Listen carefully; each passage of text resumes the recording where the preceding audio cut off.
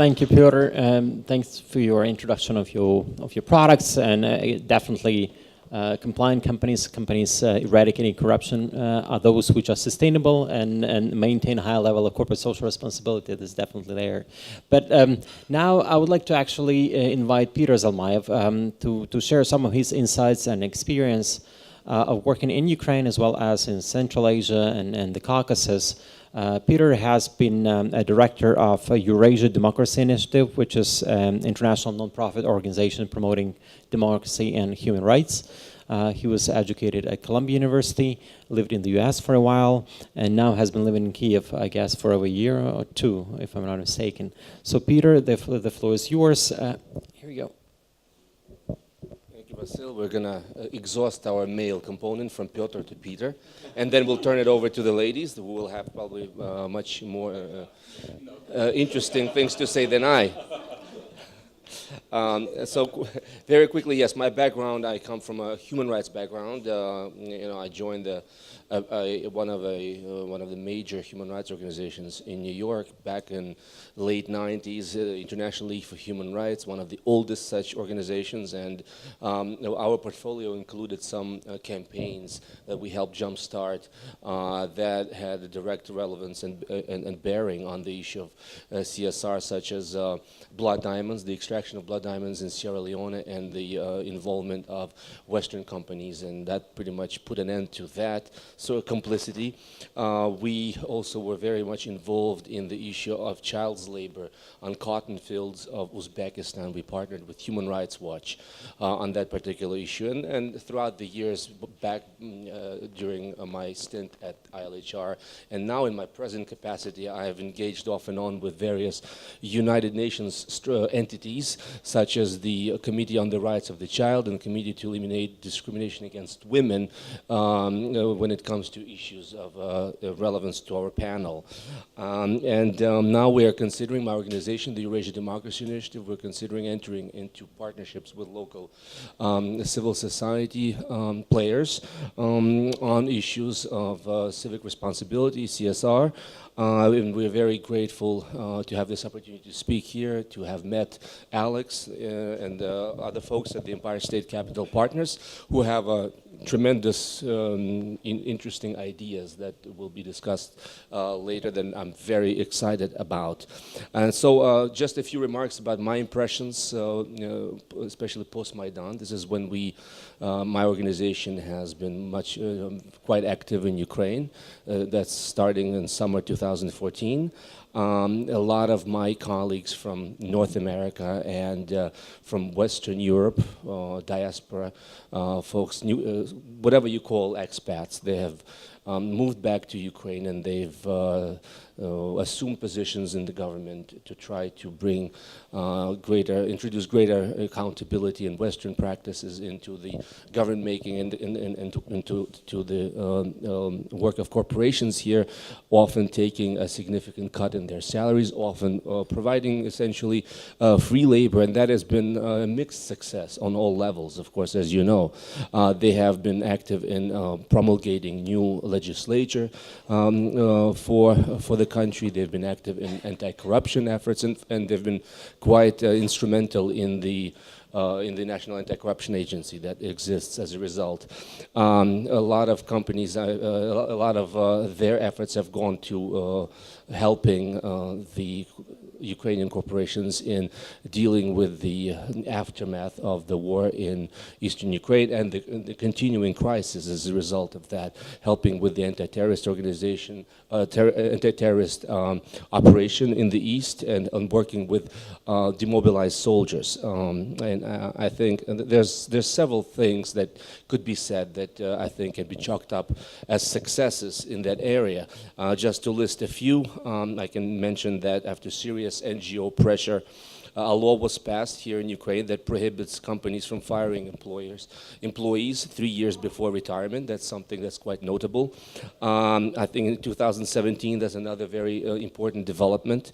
53 Ukrainian companies have signed the UN Global Compact, which is a voluntary initiative based on CEO commitments to implement universal sustainability principles. And finally, there's this so-called green platform that's been instituted by the government to try to make the Ukrainian economy greener. Overall, since 2015, as you know, the foreign direct investment, somewhat paradoxically, has improved. There's been an increase in FDI to the tune of 17%, 45% of which has come from the EU market.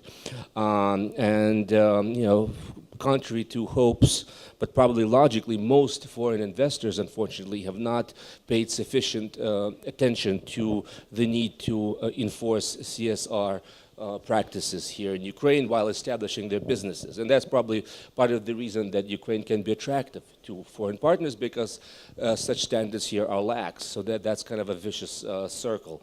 But I think that the major component that's missing here vis-a-vis foreign direct investment is the government's reluctance to come up with a national strategy of CSR. Something that is sorely missing, and it's something that you will see in every report of every organization here that deals with the issue, and that is the lack of that comprehensive strategy from the government. So for as long as Ukraine lacks this strategy, a CSR platform, then we can only talk about limited progress in this area. And in that respect, there have been some very good examples for Ukraine, including countries of Northern Europe, the Nordics.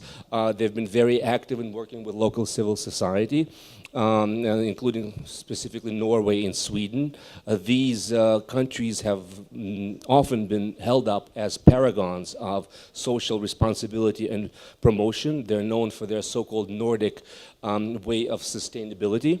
Then, like I said, they've been very, very important in promoting the CSR mindset here in Ukraine.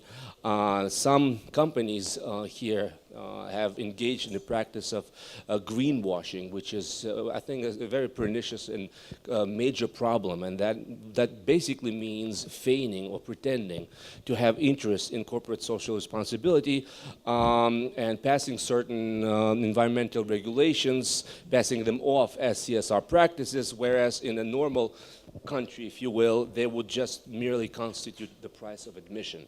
So some of these happen, they occur, and that is a serious problem. And the major corporations, big enterprises here, practice that very thing. And I'd like to move and say a few words about some of my personal experiences here as well. First of all, I'd like to say that the EU has been a much greater partner of Ukrainian civil society on the issue of CSR than the US for several reasons. But let me just say that the EU goes back to 2006, I think, when it comes to CSR, and it's a very new muscular approach in the issue, when in 2006 it passed this so-called guidance on social responsibility, which the European Commission adopted.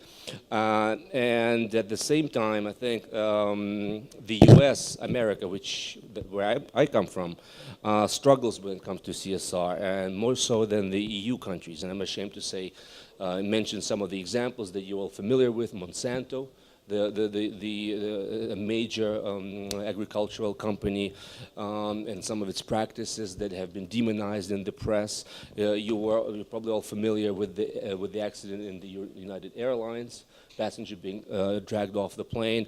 I think some of these are symptomatic of the larger, processes that we see happening in the United States. I think that the new administration, the new American president, is a very questionable friend to CSR concerns, as someone who was known for very, very shady business practices back when he was, and still is, a big-time developer and landlord. He was known to engage in racial profiling. He was known to have engaged with a series of very questionable enterprises in, let's say, Azerbaijan, as was noted in a recent report in the New Yorker magazine. And so I think Donald Trump is someone who is not instinctually drawn to this issue, and that translates into absence of the kind of pressure that we have come to expect from the U.S., coupled with the promised reduction in soft power projects from the U.S. To the tune of 60-something%, which would include entities such as USAID, that does not portend well for the civil society. So this is a difficult climate, I would say, for our concern here in Ukraine. And as someone who's been spending half his time in Kyiv now, I see that the city, the country, they're crying out for companies to come up with creative solutions to a whole host of issues and crises that we're facing here. The garbage crisis and the lack of proper recycling standards. When I come out of my apartment, I do not have any proper options to recycle paper, to recycle glass, and that is simply or should be unheard of in the modern world. So just to recap, my organization here, we're very honored to be here, to have this opportunity to reach out to local NGOs. We're hoping to engage with local civil society and to work with the organizer of this together as we pursue the so-called triple bottom line, as we pursue social, environmental, and economic goals, or people, planet, and profit. And I will be happy to participate in this discussion. We will now turn over to the ladies.